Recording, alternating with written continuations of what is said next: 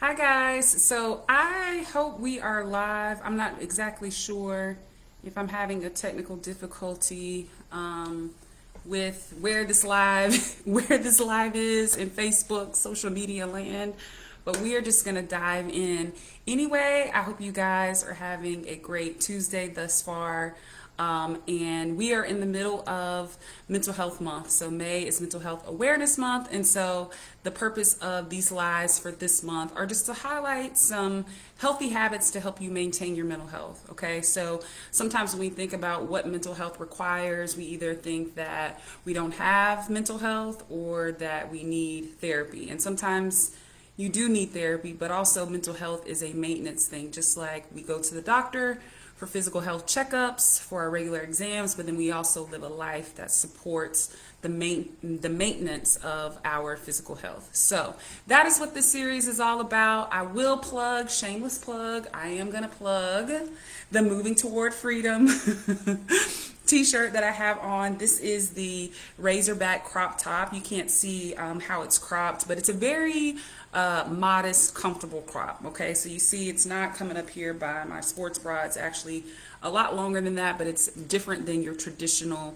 t-shirt. So if you were wondering what it looks like from what you've seen on the website, this is it live in action, right? I love it. It's got a great message to it, and that's really what we're talking about when we talk about how to maintain your mental health, how to continue moving toward freedom from things that have troubled you, that have held you back, that are common obstacles, like how to move through those experiences so that you can live the life that you want to live. So, with no further ado, let's hop into the habit that I want to talk about for this week, which is sleep hygiene. All right, last week we talked about movement for your mental health. This week we're talking about sleep hygiene for your mental health. All right, so I would assume that most of you would agree that our culture, a capitalistic culture, a grind culture, a work from the bottom and move your way up type of culture really centers around the hustle and bustle of life in order to progress and reach success. All right, and sometimes needing to rest or do nothing or sleep, just the bare minimum of sleep, can kind of get seen as being lazy, or that you have a lack of ambition because you need sleep or because you need a nap or whatever have be the case. And I think that sleep gets a bad rep. All right, obviously we need sleep, y'all. I mean, think about the last time you went a couple of nights without sleep. Were you delirious? I've been literally delirious from not having had enough sleep. And so how does that kind of parallel with the messages of our society that sleep is the one thing that we can compromise, right?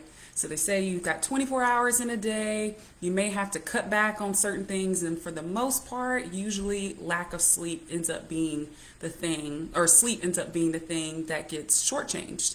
And that's really just detrimental, as we'll talk about, to our mental health. But I just wanted to kind of highlight and set the stage for why this is so important to talk about. It's like, of course, Kristen, I need to sleep.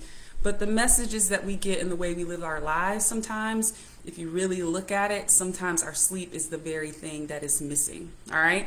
So let's talk about what happens when you're asleep.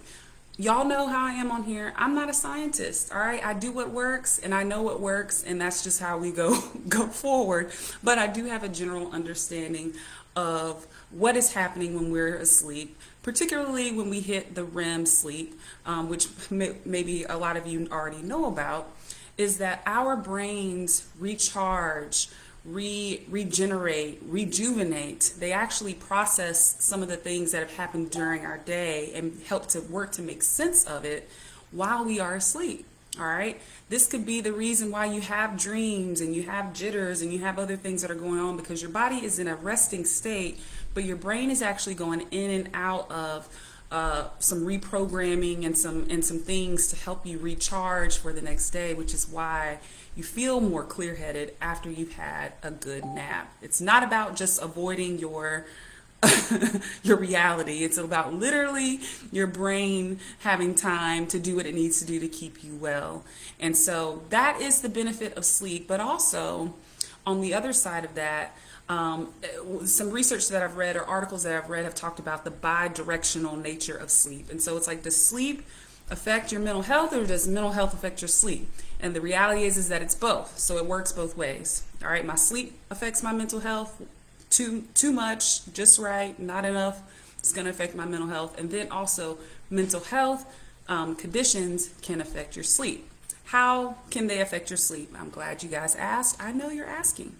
And that essentially comes down to, it may be a stress thing.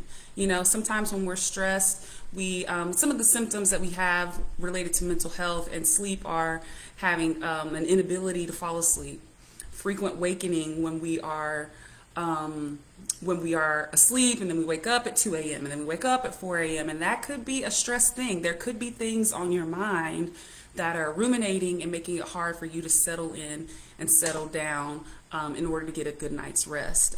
It could also be a symptom of depression or anxiety that your sleep has shifted. Have you ever gone to, like, I'm sure we've gone to the doctor, or even if you've gone and sought a mental health professional, they'll usually ask you, how are you sleeping? Because it gives so much information as to where your head's at right now, and then also what mental health conditions may be going on. And so one of the common symptoms of depression is either, depression and anxiety actually, is either too much sleep or lack of sleep. Either way, a change in your sleep pattern that was not normal for you before, that has been disruptive to your life now. So when people think of depression, they often think of oversleeping, but sometimes it can be a lack of sleep as well, depending on the source of the depression, like what else you have going on. A lot of times when we're depressed, we're low energy, and we experience a lot of fatigue, which turns into using stimulants, caffeine, and other things, you know what I mean, to perk ourselves up during the day, which then sets us up for a lack of sleep at nighttime. Okay, so it really can work either way, and the same goes for anxiety. Sometimes our anxiety can keep us up, or sometimes sleep can be a function as a distraction from the anxiety. So if I get overwhelmed and things are just, overwhelming me and I'm stressed out, I'm just gonna go sleep it away. I can't deal with the reality of this feeling. And so let me go take a nap just so I can have a break, so I can have peace, right? So it really can show up in a lot of different ways. And if you think about anybody who's been through a traumatic situation of some sort, they may even experience nightmares and other things related to sleep that can also be a symptom of a mental health condition. So just wanted to give you an overview of how this is really important, again, on both sides. How does sleep affect my mental health? And then how does mental health affect my sleep? And now let's talk about some tangible ways that you can take care of your sleep hygiene. First and foremost, I know we live in a world of technology and social media right now, and it is very hard. They make it very hard to to put that phone down. It is so hard, even for me. I will find myself in the bed and I'll be scrolling and I'll see a meme of somebody saying me at 3 a.m. on TikTok, and I'll see it at 3 a.m. and I'll be like, that's me. That is so me. But we're here to move towards freedom, right? It doesn't mean you get it perfect. It just means you're moving in the right direction. And so making an intentional effort to put your electronics away, put technology away, tone all of that down at least an hour before you go to bed, if not more than that, just for, we find ourselves on our phones doing various things a lot more than we really need to. And it's really a stimulating outlet. And so that's why we find ourselves being on there so much, because it is very stimulating. But when it's time to go to sleep, it's time to cut back on all the stimulation in any sort of way, right? So electronics, putting those down about an hour before is going to do nothing but benefit you in being able to slow things down and get ready for sleep. In addition to that, if you're putting your phone down, you might as well go ahead and start some sort of routine, because what else are you going to do, right? You're going to sit there and look at the ceiling. Maybe this is your opportunity to say, instead of being on the phone, I'm going to figure out a different nighttime routine for me that is soothing and relaxing and prepares me for bed. So that could be your skincare routine paired with some tea, paired with maybe doing some light reading before you go to bed. I don't know about you, but reading puts me right to sleep. So if that helps you, hey, let's just segue. Let's just read a couple of pages and then just segue on into that deep REM sleep. It works like a charm every time, either whether I'm doing it for leisure or whether I need to be reading. It's something about reading that just kind of taps me on down. But I do think it cuts down on distractions. It focuses you in on something and your mind's not racing about all these different kinds of things that can keep you stimulated. So either way it goes, find a routine that works for you. Create a comfortable environment to go to sleep. I know there are several times where I'm all off. I'm throwing myself under the bus today. I may be all off in the things that I do, and I'll be on the couch watching TV, watching Hulu, watching Netflix, right? So I'm stimulated here. I'm not in the bed. I'm on the couch with this flat pillow that's really just for decoration. And I wake up at 4 a.m. and I'm like, dang, I'm up and I know I didn't get any sleep last night because I was on the couch. So that's why I say create a soft, welcoming environment for sleep. Get in your bed, make sure that you have a quality mattress, a quality pillow. I mean, I know that these things can sometimes feel like a luxury, but when you're thinking about the way that they affect your mental health, it really is a necessity to have a comfortable place to lay your head, to prevent ailments and different things that actually can come about from sleeping the wrong way. All right. So that's another thing. The last thing that I want to mention, there's several tips and I'll highlight a few more, but the last one I really want to hone in on is caffeine. I know Starbucks is the best. I'm not necessarily a caffeine drinker, but I can at times. It depends on where my mental health is, to be honest with you. If you catch me drinking coffee per se, every single day, somebody tap me and ask me if I'm okay. I'm probably not okay. But I do know that Starbucks is very popular. Even Dunkin' Donuts is very popular. I know that McDonald's has coffee for the low, you know what I mean? But we have to be mindful about how caffeine affects us, you know what I mean? And so if you're having coffee in the morning, in the afternoon, late into the evening, and you're saying it doesn't affect you, it is affecting you, all right? Now, how it's affecting you, it varies from person to person, but that caffeine is affecting you, all right? If you're drinking it for a reason, it's affecting you for a reason.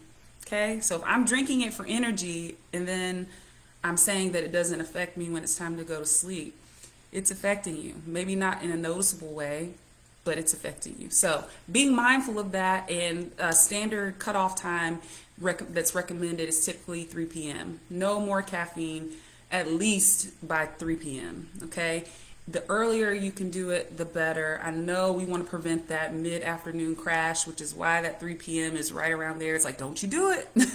Don't you go there. But I know that sometimes we want to go there, but you just really have to make sure that you're thinking about the long-term effects. And so if you're drinking caffeine into the night, you're staying up later. Now you're not getting a restful sleep, or you're not really sleeping at all. Now it's time to wake up again. Now I need caffeine again. Now I'm going right back through the cycle. And we're talking about creating healthy routines, healthy cycles in your life. So just be mindful of it, and make sure that you know how caffeine affects you. Okay. Some other things that you can do is just minimizing the light in your environment, getting a temperature that works for you. So a lot of things around just setting up the environment for you to have the best chance of having a good night's sleep. And the last thing I'll mention is, if there are things that are on your mind, if this is a mental health related situation for you, sometimes it is time to tap into your coping skills. Get into a deep relaxation meditation. Spend some time writing in your journal to get your thoughts out.